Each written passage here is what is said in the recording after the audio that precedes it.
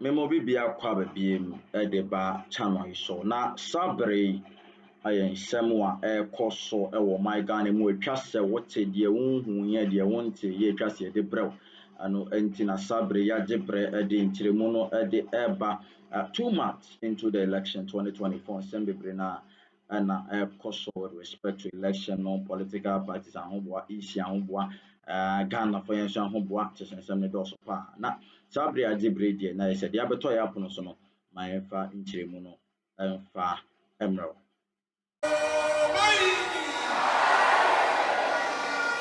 who said that we were just lying to the Ghanaian people. They said it was a 419 promise. They said it was not possible. But I said, by the grace of God, it is possible. We can do free senior high school education. Tokyo, Mamao, for the last 8 years, we have been implementing free SHS, and 5.7 million children have gone to school free under the free SHS policy.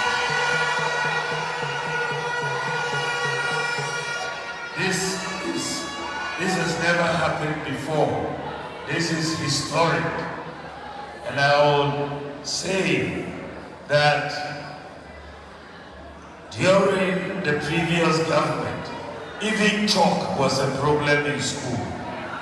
But today, we are buying computer tablets, and we are going to distribute to every senior high school student in Ghana will have a computer tablet. It hasn't happened before, and we are not only giving these computers to the students. All teachers in Ghana, from kindergarten to senior high school teachers, every teacher is getting a laptop under one teacher, one laptop policy to help in their teaching. We have also restored the teacher training allowances that were cancelled.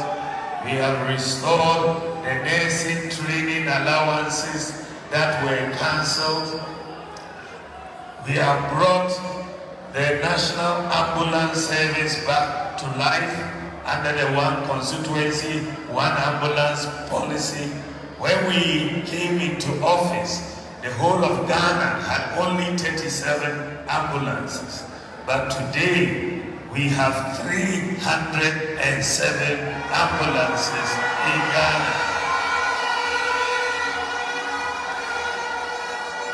We have brought many other policies. Agenda 111 is a major policy for healthcare. We are building 111 hospitals across the country. That has not happened before. That has been unprecedented, and many of them are close to completion, and some will definitely, by the grace of God, be completed this year. We have, in addition, brought the DRIP program, the District Road Improvement Program, where we are giving every district equipment, excavators, the graders, the backhoes, the rollers, tipper truck. Every district is getting road maintenance equipment so that we can use it to maintain our roads. And that has never also happened before. We have gone also into digitalization of the economy. We've issued the Ghana card, and we have a national ID database. We have also issued and implemented a digital address system. We have brought mobile money interoperability into Ghana. Before, you couldn't send money from Vodafone to MTN or to Airtel TV. Before, you couldn't take money from a bank account to a Momo account. But today, because we've implemented mobile money interoperability, we are able to move money between the different telecom companies and between the banks and the telecom companies. We are the first country in the whole of Africa to implement mobile money interoperability of this nature. We have also brought in drones, medical drones with zipline to deliver medicines to hospitals and to clinics and CHIPS compounds all over Ghana. We have 6 drone centers in Ghana, and we are delivering to 2,700 hospitals and medical facilities every day, medicines, blood, vaccines, and we are saving lives every day. What is interesting is that the whole of the world, Ghana is now the leading country in medical drone delivery service in the whole world. We are leading. Recently, the US Vice President Kamala Harris was praising Ghana for taking the lead in medical drone delivery in the world. We have done the Zongo Development Fund also for the first time in history to help Zongo communities across the country. We have, under the Zongo Development Fund, completed 200 projects, including 75 schools. We have given over 1,000 scholarships to Zongo students across the country. And we have taken 40 Zongo students to Cuba to study medicine. And they will finish next year by the grace of God and come back to work in Ghana. So you will see that the policies we have been implementing are broad-based policies. They are policies that are impacting on everyone in Ghana. By the grace of God, I am running to be president of this country. And if by the grace of God you help me to become president, I also have additional ideas that I want to bring so that we can move this country forward. My first priority as a president will be agriculture. Agric and the fortunes of our farmers will be my #1 priority as a president. Why? Because as a country, we need food security. 60% of our population are farmers. So if farmers do well, then the nation will do well. If farmers don't do well, we will not be doing well as a nation. So this nation, we import tomatoes, we import rice, we import maize, we import onions, basic things that we eat every day. I believe that if we pay attention to agriculture, it is possible that rather Ghana, we will be exporting tomatoes and rice and onions and maize. We should not be importing. We have land, we have water. We can do irrigation across the whole VOLTA to make sure we help farmers. And I want to put our resources, our technology, our money behind farming, behind agriculture, so that we can move on agriculture in this country. As a result of this policy, I also want to establish district agri-mechanization centers. Every district, we will have a mechanization center so that all the agricultural equipment that the farmers need, whether it's tractors, whether it's planters, whether it's combined harvesters, we put them at the disposal of the farmers in every district, just as we are doing for road construction and giving equipment. We will provide equipment for farming in every district so that everybody that wants to farm can have access to all of those equipment. The second policy that I'm going to bring as a president is to look at the cost of electricity in Ghana. At the moment, the cost of electricity is high. The cost of electricity is high because we import oil and gas to generate electricity. And when we import oil and gas, because we are bringing it from abroad, it is high, the cost is high. It's a global price. So when we bring it into Ghana, the cost of electricity goes up. So I want Ghana to move away, to take a new decision, a bold decision, to move away from a dependence on oil and gas to a dependence on solar power for us to generate electricity. I want Ghana to move towards solar power. God has given us the sun for free, and I want to harness 2,000 megawatts of solar power to add to our electricity generation. And when we do that, we will reduce the cost of electricity by at least 50%. By at least 50% reduction in the cost of electricity. And when we are going to do solar power, my friend Kofi Jabesi is here. He is in Bui, and they have already started the solar power plants and generation. When we are going to do solar power, we are going to need a lot of solar panels to generate 2,000 megawatts.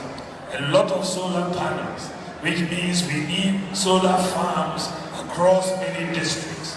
My policy is not to import the solar panels. There will be too many. We will set up the factories here in Ghana to manufacture the solar panels for us to use in the generation of the electricity.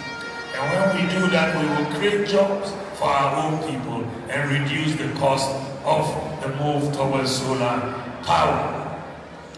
The other policy that I want to bring is a major policy for Ghana.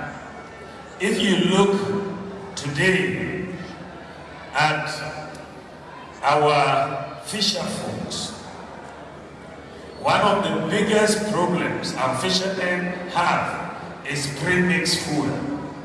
Every time that you hear fishermen talk, it's about problems of obtaining premixed fuel. And we have lived with this problem for a very long time. And I've been thinking along with my team, how do we solve this problem? It's a perennial problem. But thankfully, we have a solution. We now have outboard bottles that don't use premixed fuel, that use solar power and electric power to power the outboard bottles. So I want Ghana to help our fisher folks, that we want to move away from outboard motors that depend on premixed fuel to outboard motors that depend on solar power and electric power to power them.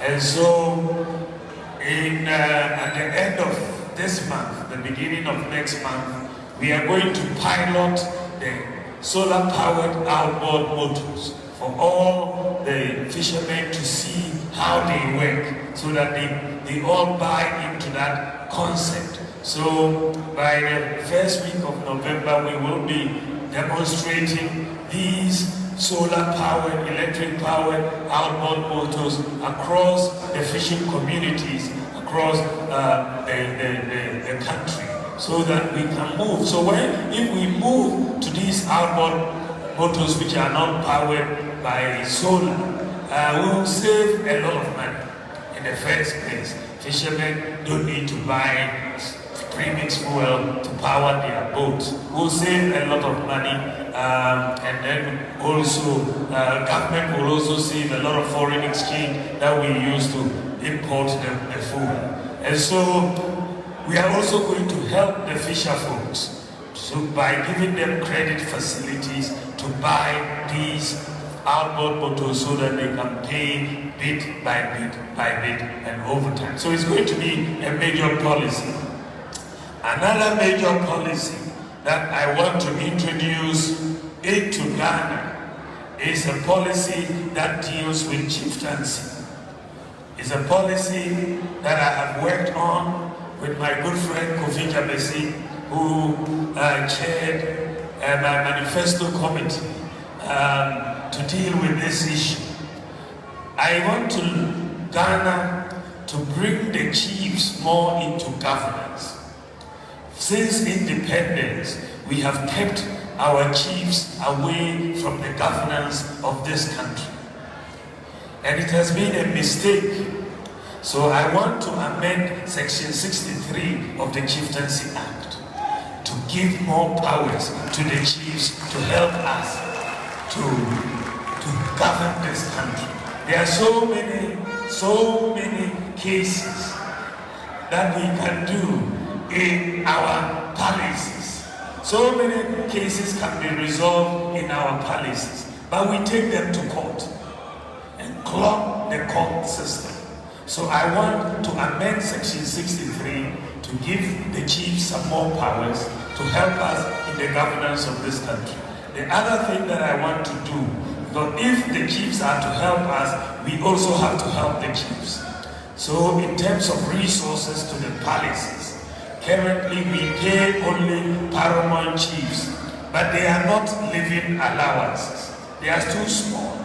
So I am bringing in a new policy to pay living allowances, not only to the paramount chiefs, but to the queen mothers and the divisional chiefs as well, so that we can bring up the chieftaincy institution.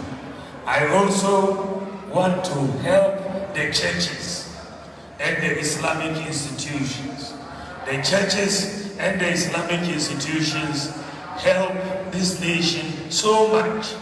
The schools that they build, the hospitals that they build, if we take them out of Ghana, those schools and hospitals, then Ghana will collapse. The churches do so much, the Islamic institutions do so much, but we don't help them. All that they do is through donations. Fi sabilillah. That's how they build their schools and build their hospitals. But if, for example, our so-called development partners are coming to build a hospital or a school, we say to them, you are development partners. So if you are bringing in equipment for a hospital or a school, you don't pay duty. But if a church is bringing in, or an Islamic institution is bringing in equipment for a hospital, we will say, go and pay duty. So I'm going to change the classification. All the churches and Islamic institutions, we are going to classify them as development partners of government. And when we classify them, they will also be entitled to those incentives that we are giving our external development partners, and they will also not pay those. When we do that, I can promise you, we are going to get a lot of support through the churches and through the Islamic institutions to do a lot of development. But a lot of support does not come in because of duty payments and all of this. But we are changing that. We are going to give you a new classification for our relationship. And a lot of the churches and Islamic